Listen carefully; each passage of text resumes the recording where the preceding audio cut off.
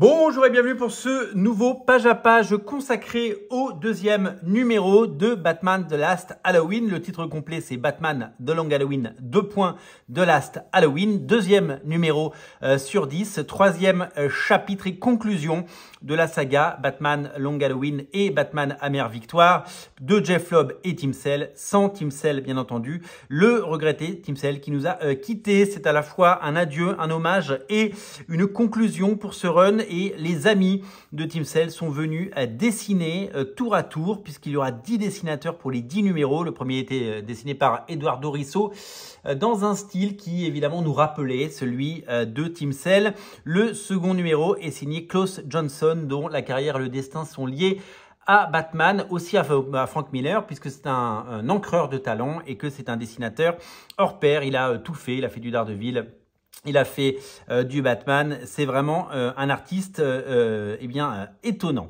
La couverture est signée Tim Sale bien entendu. Vous avez peut-être vu le page à page consacré au premier numéro. Si ce n'est pas déjà fait, je vous invite à le faire. Vous êtes plus de 1000 à l'avoir regardé. Il y avait une attente à la base. Je n'avais pas prévu d'acheter ce numéro. J'ai pris le premier numéro par curiosité et par opportunisme, parce que je l'ai trouvé tout simplement. Et j'ai bien aimé, et donc j'ai pris le deuxième aussi.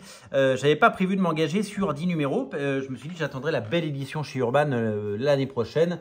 On espère que ça sortira en fin d'année chez Urban, mais on peut pas s'empêcher quand il y a des grands noms et des bons comics. C'est ça qui nous fait nous déplacer en boutique et qui fait qu'on sort notre carte bleue. Un comics comme ça, aujourd'hui, ça coûte 4,99 €. Couverture semi-rigide, on apprécie. Et bien sûr, voilà, c'était un véritable investissement. Alors, est-ce que je prendrai les autres? Je pense que je vais craquer parce qu'il y a des grands noms qui arrivent, vous le savez. Il y a des gens comme Enrico Marini, Matteo Scalera, des grands noms qui vont venir tous rendre un hommage. 10 dessinateurs qui ne singent pas tous le style de Tim Sale. Nous allons le voir et nous allons le découvrir. Donc la couverture est celle de Tim Sale. Je n'ai pas trouvé celle de J. Scott Campbell, mais vous verrez tout à l'heure. Elle est proposée en bonus à la fin de ce numéro. Spoiler alert bien sûr, si vous n'avez pas lu le premier numéro et si vous voulez découvrir ce qui se passera quand ça sortira en version française, eh bien, coupez cette vidéo parce que c'est un full spoiler évidemment. Klaus Johnson donc au dessin.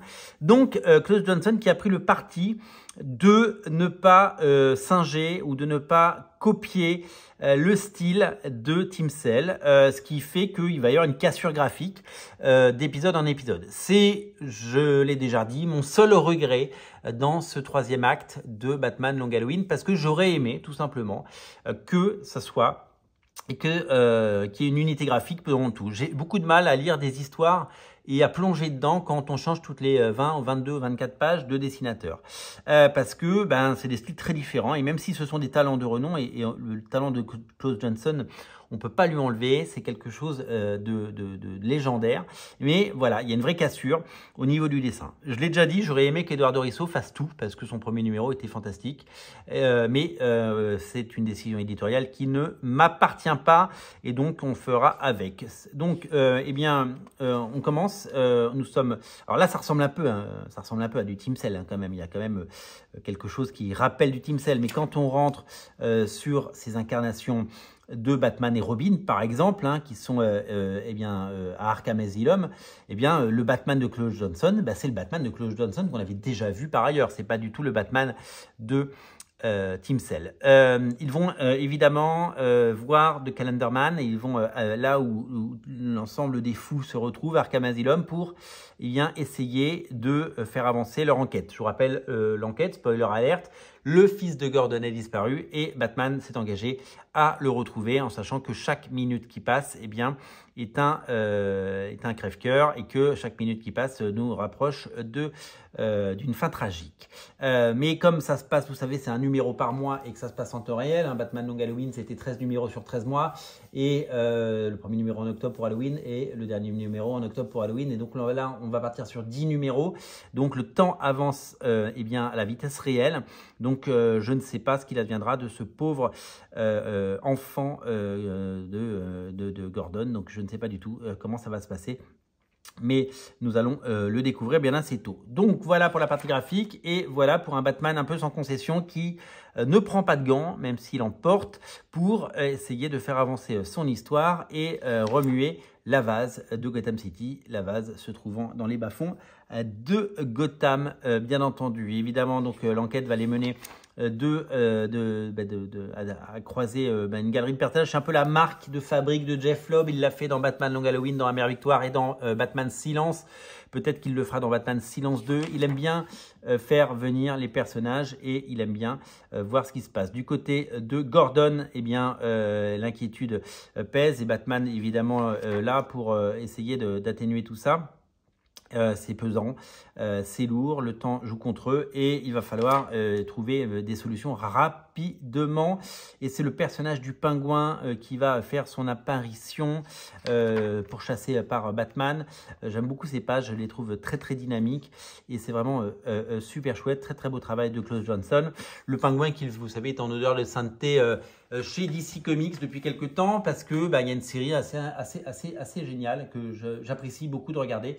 Vraiment très très bonne série sur Max. J'ai vu quasiment tous les épisodes hein, puisqu'il y en a 8. Alors quand j'enregistre cette vidéo, j'en ai vu 6. Et j'apprécie beaucoup cette série qui vraiment a beaucoup de qualité. Le personnage du pingouin est très différent de celui du comics, mais parfaitement incarné. Et puis le personnage de Sophia Falcon est tout simplement étonnant et cette actrice est une véritable révélation, même si on l'avait déjà vue ailleurs. Le pingouin se prend une sorte de balle perdue qui n'est pas vraiment perdue. Les Scarecrow lui tirent dessus et tout accuse Batman puisque la police arrive. Il lance une petite boule et disparaît, tel un magicien. Ça, c'est la couverture de Johnson avec le pingouin. C'est une interview de Klaus Johnson pour parler de son implication dans le projet et de ce qu'il a souhaité faire et proposer et évidemment de son travail sur cette série et pourquoi il le fait. Et nous avons droit à une couverture magnifique de J. Scott Campbell dédicacée à Tim, hein, la mémoire de Tim Sale. Et cette couverture donc que j'ai, cette couverture de Tim Sale qui est une reprise d'un dessin mis en couleur par Marc Chiarello. Marc Chiarello qui est un dessinateur qui est moins connu que tous les autres parce que beaucoup moins productif ces dernières années et qui va dessiner le 3e numéro donc qui sortira le mois prochain. Voici la couverture. Un hommage de DC Comics à Tim Sale, une nouvelle fois, 1956-2022. Un artiste qui nous a quittés beaucoup trop tôt. Ce dessin donc date de 2018 et il est réutilisé pour cette couverture. Voilà pour ce très très beau numéro qui tient toutes ses promesses. Une série qui fera un très bel album et qui permettra de remettre en avant toute cette saga. Si vous n'avez jamais lu Batman, un long Halloween, eh bien faites-le parce que c'est tout simplement génial. Si vous n'avez pas encore lu Batman Amère Victoire, faites-le aussi. Vous pouvez lire l'histoire qui émane de ça, qui s'appelait Catwoman à Rome, qui était très très bien également. Vraiment, lisez le Batman de Jeff Loeb et Tim Sale, c'est disponible en version française et celui-là sortira en 2025 pour compléter la trilogie.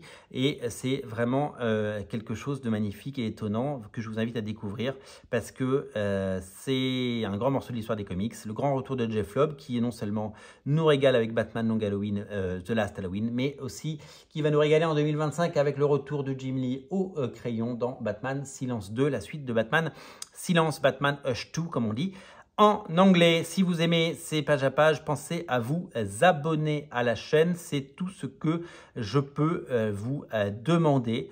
Et parce que c'est le meilleur conseil que vous pouvez recevoir aujourd'hui. Voilà, tout simplement. À très bientôt. Je vous dis merci et on se reparle pour un nouveau page à page très très vite parce qu'on a plein de comics sympas à vous montrer. Merci à tous d'être là.